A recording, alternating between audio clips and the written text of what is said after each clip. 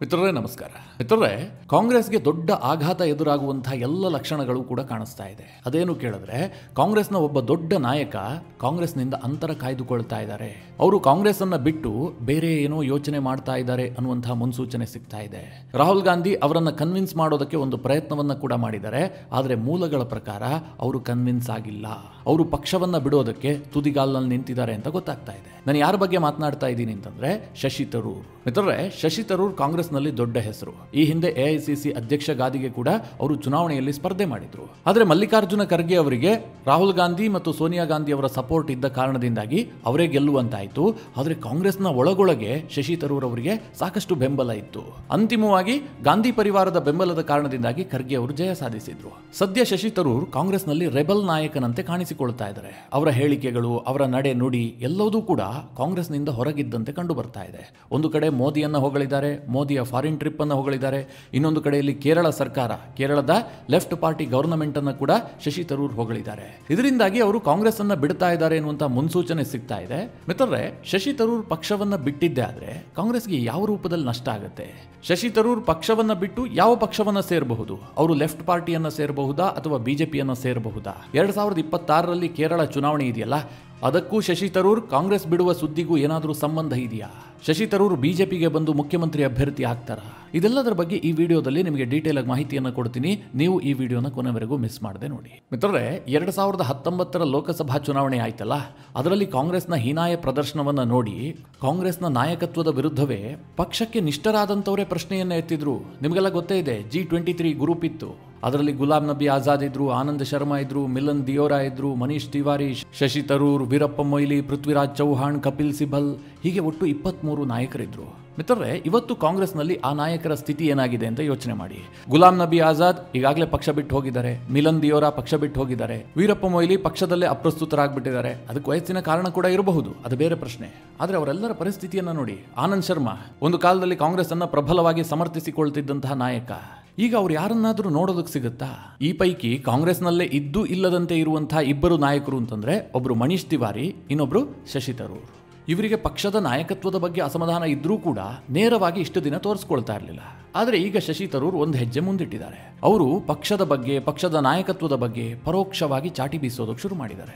ಎಷ್ಟರ ಮಟ್ಟಿಗೆ ಅಂತಂದ್ರೆ, ಇವತ್ತು ಎಲ್ಲಾ ಮಾಧ್ಯಮಗಳಲ್ಲಿ ಸುದ್ದಿ ಆಗ್ತಾ ಇದೆ, ಶಶಿ ತರೂರ್ ಅವರು ಪಕ್ಷವನ್ನ ಬಿಡೋದಕ್ಕೆ ಸಿದ್ಧತೆಯನ್ನ ಮಾಡಿಕೊಂಡಿದ್ದಾರೆ.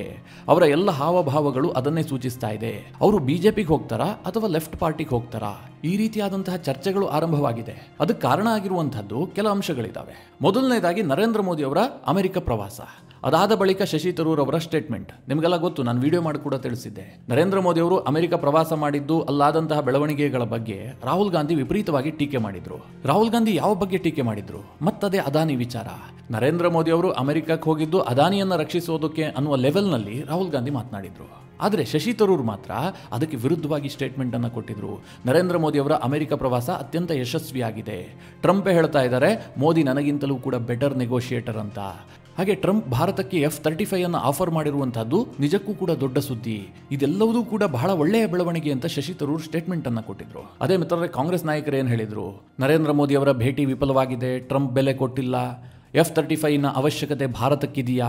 ಹೀಗೆಲ್ಲ ಪ್ರಶ್ನೆ ಮಾಡಿದ್ರು. ಯಾಕೆಂದ್ರೆ ಮುಂದಿನ ಆಪ್ಷನ್ಗಳನ್ನು ಕಾಂಗ್ರೆಸ್ ಓಪನ್ ಆಗಿ ಇಟ್ಕೊಳ್ಬೇಕಲ್ವಾ? ನಾಳೆ ಒಂದು ವೇಳೆ ಭಾರತ ಸರ್ಕಾರ F-35 ಅನ್ನು ಖರೀದಿ ಮಾಡೋದಕ್ಕೆ ಹೊರಟಿದ್ದೆ ಆದರೆ, ಈ ಹಿಂದೆ ರಫೇಲ್ ಖರೀದಿಯ ಸಂದರ್ಭದಲ್ಲಿ ಯಾವ ರೀತಿಯಾಗಿ ಇಡೀ ದೇಶವನ್ನು ಭ್ರಮೆಗೆ ಸಿಲುಕಿಸುವಂತಹ ಕೆಲಸವನ್ನ ಕಾಂಗ್ರೆಸ್ ಪಕ್ಷ ಮಾಡಿತ್ತೋ ಅದೇ ರೀತಿಯಾಗಿ ಮಾಡಬೇಕಲ್ವಾ? ಅದಕ್ಕೋಸ್ಕರವಾಗಿ ಅವರು ವೇದಿಕೆ ಸಿದ್ಧ ಮಾಡ್ತಾ ಇದ್ರು. ಆದರೆ ಶಶಿ ತರೂರ್ ಇನ್ನೊಂದು ಕಡೆಯಲ್ಲಿ ಹೇಳ್ತಾ ಇದ್ದಾರೆ, F-35 ಅನ್ನು ಭಾರತಕ್ಕೆ ಆಫರ್ ಮಾಡಿರುವಂತಹದ್ದು ಬಹಳ ಉತ್ತಮವಾದಂತಹ ಬೆಳವಣಿಗೆ. ನರೇಂದ್ರ ಮೋದಿ ಅವರನ್ನ ಟ್ರಂಪ್ ಅವರು ಹೊಗಳಿರುವಂತಹದ್ದು ಕೂಡ ಭಾರತಕ್ಕೆ ಹೆಮ್ಮೆಯ ವಿಚಾರ. ಹೀಗೆಲ್ಲ ಶಶಿ ತರೂರ್ ಮಾತನಾಡಿದ್ರು. ಇದು ಕಾಂಗ್ರೆಸ್ ಪಕ್ಷಕ್ಕೆ ದೊಡ್ಡ ಮುಜುಗರವನ್ನು ತಂದಿಟ್ಟಿತ್ತು. ಮಿತ್ರರೇ, ಅದಷ್ಟಕ್ಕೆ ಸೀಮಿತವಾಗಿರಲಿಲ್ಲ.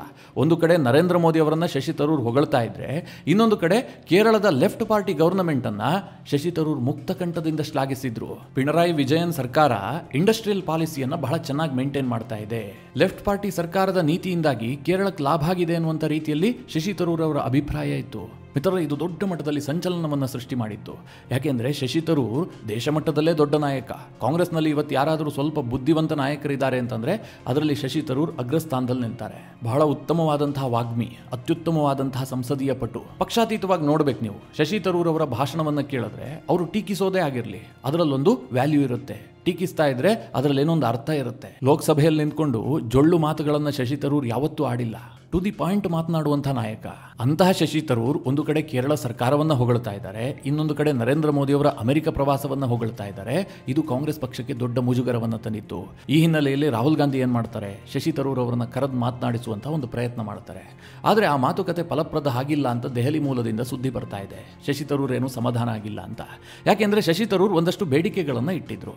ಆ ಬೇಡಿಕೆಗಳಿಗೆ ರಾಹುಲ್ ಗಾಂಧಿ ಬಳಿಯಲ್ಲಿ ಉತ್ತರ ಇಲ್ಲ. ರಾಹುಲ್ ಗಾಂಧಿ ಕೇವಲ ತೇಪೆ ಹೆಚ್ಚುವ ಕೆಲಸಕ್ಕೆ ಮುಂದಾಗಿದ್ರು, ಅದಕ್ಕೆ ಶಶಿ ತರೂರ್ ಸಮಾಧಾನಗೊಂಡಿಲ್ಲ. ಹಾಗಾದರೆ ಶಶಿ ತರೂರ್ ಕಾಂಗ್ರೆಸ್ನಲ್ಲಿ ಏನು ಬಯಸ್ತಾ ಇದ್ದಾರೆ ಅಂತ ನೋಡೋದಾದ್ರೆ ಮಿತ್ರರೇ, ಶಶಿ ತರೂರ್ಗೆ ದೊಡ್ಡದು ಯಾವುದೋ ಪದವಿಯ ಬಗ್ಗೆ ನಿರೀಕ್ಷೆ ಇದ್ದಂತೆ ಇಲ್ಲ. ಆದರೆ ಅವರನ್ನು ಕಾಂಗ್ರೆಸ್ ಪಕ್ಷ ನೆಗ್ಲೆಕ್ಟ್ ಮಾಡ್ತಾ ಇದೆ ಅಂತ ಅವ್ರಿಗೆ ಪದೇ ಪದೇ ಅನಿಸೋದಕ್ಕೆ ಶುರುವಾಗಿದೆ. ನಾನು ಆಗಲೇ ಹೇಳಿದೆ, ಲೋಕಸಭೆಯಲ್ಲಿ ಶಶಿ ತರೂರ್ಗೆ ಅದ್ಭುತವಾದಂತಹ ಭಾಷಣ ಮಾಡುವಂತಹ ಕಲೆ ಇದೆ. ಆದರೆ ಅದನ್ನು ಪಕ್ಷ ಬಳಸ್ಕೊಳ್ತಿಲ್ಲ. ಯಾಕೆ ಬಳಸ್ಕೊಳ್ತಾ ಇಲ್ಲ? ಒಂದು ವೇಳೆ ಯಾವುದಾದ್ರೂ ವಿಚಾರದ ಬಗ್ಗೆ ಶಶಿ ತರೂರ್ ಮಾತನಾಡೋದಕ್ಕೆ ನಿಂತರೆ ರಾಹುಲ್ ಗಾಂಧಿ ಡಲ್ಲಾಗಿ ಕಾಣ್ತಾರೆ. ಹೇಗೆ ಅಂತಂದ್ರೆ ರಾಹುಲ್ ಗಾಂಧಿಗೆ ಹೆಚ್ಚು ವಿಷಯ ಗೊತ್ತಿಲ್ಲ. ಅವರಿಗೆ ಗೊತ್ತಿರುವಂತಹದ್ದು ಕೆಲ ವಿಷಯಗಳು ಮಾತ್ರ. ನಂಬರ್ 1 ಅದಾನಿ ಅಂಬಾನಿ, ಎರಡನೇದಾಗಿ ಭಾರತದ ಸಂವಿಧಾನ, ಮೂರನೇದಾಗಿ ಜಾತಿ ಜನಗಣತಿ. ಈ ಒಂದಷ್ಟು ಅಂಶಗಳನ್ನು ಬಿಟ್ಟರೆ ರಾಹುಲ್ ಗಾಂಧಿಗೆ ಹೆಚ್ಚು ವಿಚಾರಗಳು ಗೊತ್ತಿಲ್ಲ. ಅದರ ಹೊರತಾಗಿ ರಾಹುಲ್ ಗಾಂಧಿ ಮಾತನಾಡೋದಕ್ಕೂ ಸಾಧ್ಯ ಇಲ್ಲ. ಇಂತಹ ಪರಿಸ್ಥಿತಿ ಇದೆ. ಅದೇ ಶಶಿ ತರೂರ್ ಈಗ ಬಜೆಟ್ ಬಗ್ಗೆ ಮಾತನಾಡಬೇಕು ಅಂತಂದ್ರೆ ಬಹಳ ಅದ್ಭುತವಾಗಿ ಭಾಷಣ ಮಾಡ್ತಾರೆ. ನಾಳೆ ಮಾಧ್ಯಮಗಳಲ್ಲಿ ಸುದ್ದಿ ಬರುವಂತಹ ಸಂದರ್ಭದಲ್ಲಿ ಶಶಿ ತರೂರ್ ಅವರ ಭಾಷಣಕ್ಕೆ ಹೆಚ್ಚು ಒತ್ತು ಸಿಗುತ್ತೆ ಹೊರತು ರಾಹುಲ್ ಗಾಂಧಿ ಭಾಷಣಕ್ಕೆ ಎಲ್ಲಿ ಒತ್ತು ಸಿಗುತ್ತೆ? ಹೀಗಾಗಿ ಕಾಂಗ್ರೆಸ್ ಪಕ್ಷ ಇಂತಹ ಬುದ್ಧಿವಂತ ನಾಯಕರನ್ನ ಎಲ್ಲಿ ಬೇಕೋ ಅಲ್ಲೇ ಬಳಸಿಕೊಂಡು ಬದಿಗೆ ಸರಿಸ್ತಾ ಇದೆ. ಕೇವಲ ಶಶಿ ತರೂರ್ ಮಾತ್ರ ಅಲ್ಲ, ಕಾಂಗ್ರೆಸ್ನಲ್ಲಿರುವಂತಹ ಅನೇಕ ಬುದ್ಧಿವಂತರಿಗೆ ಇದೇ ಪರಿಸ್ಥಿತಿ ಬರ್ತಾ ಇದೆ. ಅದಕ್ಕೆ ರಾಹುಲ್ ಗಾಂಧಿಯ ಮುಂದೆ ಶಶಿ ತರೂರ್ ಇಟ್ಟಿರುವಂತಹ ಪ್ರಶ್ನೆ ಏನು ಕೇಳಿದ್ರೆ, ಪಕ್ಷದಲ್ಲಿ ನಮ್ಮ ರೋಲ್ ಏನು, ನಾವೇನು ಮಾಡಬೇಕು? ಒಂದಾ ಕೇರಳದ ಜವಾಬ್ದಾರಿಯನ್ನು ಕೊಡಿ, ಇಲ್ಲದೆ ಹೋದರೆ ಲೋಕಸಭೆಯಲ್ಲಿ ನಮ್ಮನ್ನು ಬಳಸ್ಕೊಳ್ಳಿ. ಇದೆರಡೂ ಆಗೋದಿಲ್ಲ ಅಂತಂದರೆ ನಮ್ಮ ದಾರಿ ನಮಗೆ ಅನ್ನುವ ರೀತಿಯಲ್ಲಿ ಶಶಿ ತರೂರ್ ರಾಹುಲ್ ಗಾಂಧಿ ಮುಂದೆ ಮಾತನಾಡಿದರೆ ಅಂತ ಸುದ್ದಿ ಬರ್ತಾ ಇದೆ. ಇವತ್ತೆಲ್ಲ ಪತ್ರಿಕೆಗಳಲ್ಲೂ ಕೂಡ ಅದೇ ವರದಿಯಾಗಿರುವಂಥದ್ದು. ಹಾಗಾದರೆ ಶಶಿ ತರೂರ್ ಕೇರಳದಲ್ಲಿ ಏನು ಬಯಸ್ತಾ ಇದ್ದಾರೆ ಅಂತಂದರೆ, ಮಿತ್ರರೇ, ಕೇರಳದಲ್ಲಿ 2026ರಲ್ಲಿ ಚುನಾವಣೆ ಆಗುತ್ತೆ, ವಿಧಾನಸಭಾ ಚುನಾವಣೆ. ಸದ್ಯ ಕೇರಳದಲ್ಲಿ ಅಧಿಕಾರದಲ್ಲಿರುವಂಥದ್ದು LDF, ಲೆಫ್ಟ್ ಪಾರ್ಟಿ ಅಲಯನ್ಸ್ ಅಲ್ಲಿ ಅಧಿಕಾರದಲ್ಲಿದೆ. ಪಿಣರಾಯಿ ವಿಜಯನ್ ಕಳೆದ 9 ವರ್ಷದಿಂದ ಮುಖ್ಯಮಂತ್ರಿಗಳಾಗಿದ್ದಾರೆ. ಆದರೆ ಕೇರಳ ಸರ್ಕಾರಕ್ಕೆ ವಿಪರೀತವಾದಂತಹ ಆಡಳಿತ ವಿರೋಧಿ ಅಲೆ ಇದೆ. ಅದು ಲೋಕಸಭಾ ಚುನಾವಣೆಯಲ್ಲೂ ಕೂಡ ಪ್ರೂವ್ ಆಗಿದೆ.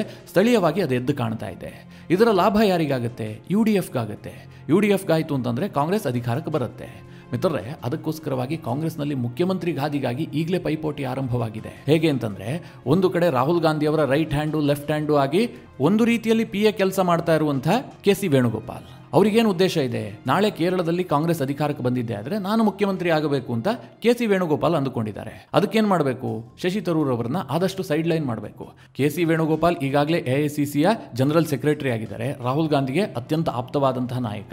ಇದೇ ಕಾರಣದಿಂದ CM ಕುರ್ಚಿ ಅವರಿಗೆ ತುಂಬಾ ಈಸಿ ಇದೆ. ಕಾಂಗ್ರೆಸ್ ಗೆದ್ರೆ KC ವೇಣುಗೋಪಾಲ್ ಮುಖ್ಯಮಂತ್ರಿ ಆಗುವಂತಹದ್ದು ಬಹುತೇಕ ನಿಶ್ಚಿತ ಅಂತ ಹೇಳಲಾಗ್ತಾ ಇದೆ. ಇದನ್ನು ಬಹಳ ಚೆನ್ನಾಗಿ ಅರ್ಥ ಮಾಡಿಕೊಂಡಿರುವಂತಹ ಶಶಿ ತರೂರ್ ಹೇಳ್ತಾ ಇದ್ದಾರೆ, ಕೇರಳದ ನಾಯಕತ್ವವನ್ನಾದರೂ ನನಗೆ ಕೊಡಿ, ರಾಷ್ಟ್ರಮಟ್ಟದ ನಾಯಕತ್ವ ನನಗೇನು ಸಿಕ್ಕಿಲ್ಲ. ಅಧ್ಯಕ್ಷ ಗಾದಿಗೆ ಸ್ಪರ್ಧಿಸಿದಂತಹ ಶಶಿ ತರೂರ್ಗೆ ಒಂದು ಜನರಲ್ ಸೆಕ್ರೆಟರಿ ಆಗೋದಕ್ಕೂ ಸಾಧ್ಯ ಆಗಿಲ್ಲ. ಹೀಗಾಗಿ ಕೇರಳದ ನಾಯಕತ್ವವನ್ನು ಕೊಡಿ ಅಂತ ಶಶಿ ತರೂರ್ ಡಿಮ್ಯಾಂಡ್ ಇಡ್ತಾ ಇದ್ದಾರೆ. ಆದರೆ ರಾಹುಲ್ ಗಾಂಧಿಗೆ ಅದು ಇಷ್ಟ ಇಲ್ಲ. ಯಾಕೆಂದ್ರೆ KC ವೇಣುಗೋಪಾಲ್ ಬಿಡೋದಿಲ್ಲ.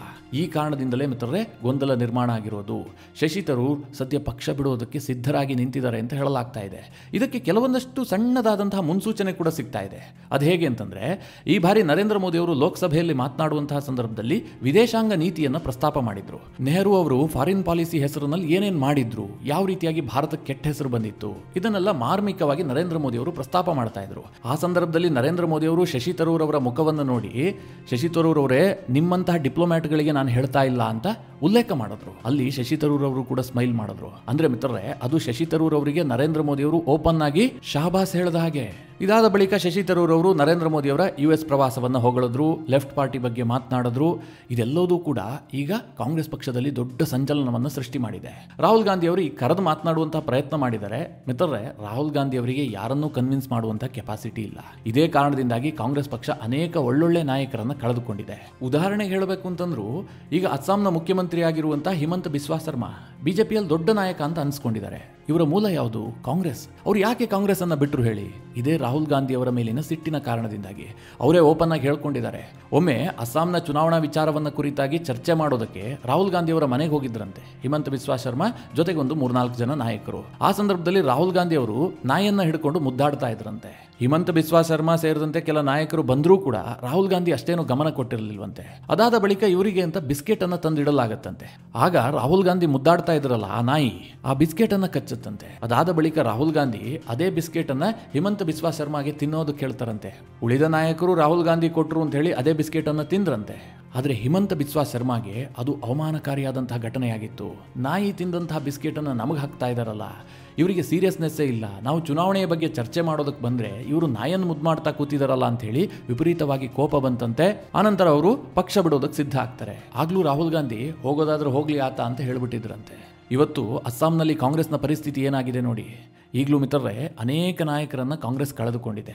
ದೊಡ್ಡ ದೊಡ್ಡ ನಾಯಕರನ್ನೇ ಕಳೆದುಕೊಂಡಿದೆ. ನಾನು ಆಗಲೇ ಉದಾಹರಣೆ ಕೊಟ್ಟೆ, G23 ನಾಯಕರು ಅಂತ. ಈಗ ಈ ಪಟ್ಟಿಗೆ ಶಶಿ ತರೂರ್ ಅವರು ಕೂಡ ಸೇರ್ಪಡೆಯಾಗುವಂಥ ಸಾಧ್ಯತೆಗಳಿದೆ. ನಿಮಗೀಗ ಒಂದು ಪ್ರಶ್ನೆ ಬರ್ತಾ ಇರಬಹುದು, ಶಶಿ ತರೂರ್ ಅವರು ಪಕ್ಷ ಬಿಟ್ಟರೆ ಕೇರಳದಲ್ಲಿ ಬಿಜೆಪಿಯನ್ನು ಸೇರ್ತಾರಾ ಅಥವಾ LDF ಅನ್ನು ಸೇರ್ತಾರಾ, ಅಂದರೆ ಲೆಫ್ಟ್ ಪಾರ್ಟಿಯನ್ನು ಸೇರ್ತಾರಾ? ಮಿತ್ರರೇ, 2 ಆಪ್ಷನ್ಗಳನ್ನು ಅವರು ಮುಕ್ತವಾಗಿ ಇಟ್ಕೊಂಡಿದ್ದಾರೆ. ಅದಕ್ಕೋಸ್ಕರವಾಗಿ ಇಬ್ಬರನ್ನೂ ಕೂಡ ಹೊಗಳ್ತಾ ಇದ್ದಾರೆ. ನನಗನ್ಸುತ್ತೆ ಅವರು ಬಿಜೆಪಿಗೆ ಬರುವಂತಹ ಚಾನ್ಸಸ್ ಕೂಡ ಇದೆ ಅಂತ.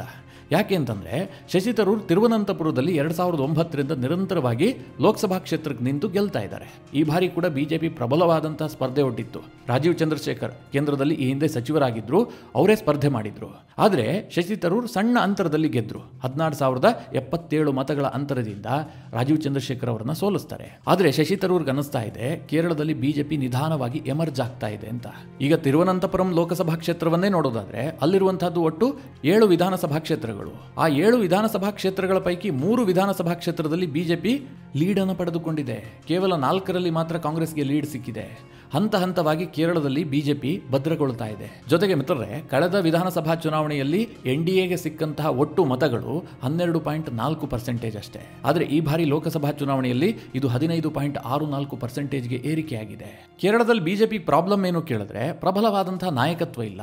ಕಳೆದ ಬಾರಿ ವಿಧಾನಸಭಾ ಚುನಾವಣೆಯಲ್ಲಿ ವಯೋವೃದ್ಧ ಶ್ರೀಧರನ್ ಅವರನ್ನ, ಮೆಟ್ರೋ ಶ್ರೀಧರನ್ ಇದ್ರಲ್ಲ, ಅವರನ್ನ ಮುಖ್ಯಮಂತ್ರಿ ಅಭ್ಯರ್ಥಿ ಅಂತ ಬಿಜೆಪಿ ಘೋಷಣೆ ಮಾಡಿತ್ತು. ಅದೇನು ವರ್ಕೌಟ್ ಆಗಿರಲಿಲ್ಲ. ಈ ಬಾರಿ ಶಶಿ ತರೂರ್ಗೆ ಬಿಜೆಪಿ ಆಫರ್ ಮಾಡಿದೆ, ನೀವೇನಾದರೂ ಪಕ್ಷಕ್ಕೆ ಬಂದಿದ್ದೆ ಆದ್ರೆ ನಿಮ್ಮನ್ನೇ ಮುಖ್ಯಮಂತ್ರಿ ಅಭ್ಯರ್ಥಿ ಅಂತ ಬಿಂಬಿಸ್ತೀವಿ. ಒಂದು ವೇಳೆ ಸಾಧ್ಯ ಆಗಿಲ್ಲಪ್ಪ, ಅಧಿಕಾರ ಬಂದಿಲ್ಲ ಅಂತಂದ್ರೂ ಕೂಡ ರಾಷ್ಟ್ರದ ರಾಜಕಾರಣದಲ್ಲಿ ಒಳ್ಳೆಯ ಸ್ಥಾನಮಾನವನ್ನು ಕೊಡ್ತೀವಿ ಅಂತ ಬಿಜೆಪಿಯವರು ಆಫರ್ ಮಾಡಿದ್ದಾರೆ ಅಂತ ಕೇರಳದ ಮೂಲದಿಂದಲೇ ಸುದ್ದಿ ಬರ್ತಾ ಇದೆ. ಇನ್ನು ಕೇರಳದ ಲೆಫ್ಟ್ ಪಾರ್ಟಿ ಕೂಡ ಶಶಿ ತರೂರ್ ಅವರನ್ನ ಸೆಳೆಯೋದಕ್ಕೆ ಏನೇನು ಬೇಕೋ ಅವರು ಕೂಡ ಒಂದಷ್ಟು ಯತ್ನ ಮಾಡ್ತಾ ಇದ್ದಾರೆ. ಫೈನಲಿ ಶಶಿ ತರೂರ್ ಅವರ ಆಯ್ಕೆ ಯಾವುದಾಗಿರುತ್ತೆ? ಕಾಂಗ್ರೆಸ್ನಲ್ಲೇ ಮುಂದುವರಿತಾರಾ, ರಾಹುಲ್ ಗಾಂಧಿ ಹೇಳಿದ್ದೆಲ್ಲೋದನ್ನು ಒಪ್ಕೊಳ್ತಾರಾ, ಅಥವಾ ರೆಬಲ್ ನಾಯಕನಾಗಿ ಹೊರ ಹೋಗ್ತಾರಾ? ಸದ್ಯಕ್ಕಿರುವಂತಹ ಪ್ರಶ್ನೆ. ಒಟ್ಟಿನಲ್ಲಿ ಶಶಿ ತರೂರ್ ಅವರ ಮುಂದಿನ ನಿರ್ಧಾರ ರಾಷ್ಟ್ರ ರಾಜಕಾರಣದಲ್ಲಿ ದೊಡ್ಡ ಮಟ್ಟದಲ್ಲಿ ಸದ್ದು ಮಾಡುತ್ತೆ. ಮಿತ್ರರೇ, ಈ ಬಗ್ಗೆ ನೀವೇನು ಹೇಳ್ತೀರಿ? ನಿಮ್ಮ ಅನಿಸಿಕೆ ಅಭಿಪ್ರಾಯವನ್ನು ಕಮೆಂಟ್ ಮಾಡುವ ಮೂಲಕ ನಮಗೆ ತಿಳಿಸಿ. ಹಾಗೆ ನಿಮಗೆ ಈ ವಿಡಿಯೋ ಇಷ್ಟವಾದರೆ ಲೈಕ್ ಮಾಡಿ. ಜೊತೆಗೆ ನೀವಿನ್ನೂ ನಿಮ್ಮ ನೆಚ್ಚಿನ ಸಂಸ್ಕಾರ ಸೌರಭ ಯೂಟ್ಯೂಬ್ ಚಾನಲ್ ಸಬ್ಸ್ಕ್ರೈಬ್ ಮಾಡಿಲ್ಲ ಅಂತಾದರೆ ಈ ಕೂಡಲೇ ಸಬ್ಸ್ಕ್ರೈಬ್ ಮಾಡಿ. ಮುಂದಿನ ಎಲ್ಲ ಅಪ್ಡೇಟ್ಗಳ ನೋಟಿಫಿಕೇಷನ್ಗಾಗಿ ಬೆಲ್ ಐಕಾನ್ ಒತ್ತಿ.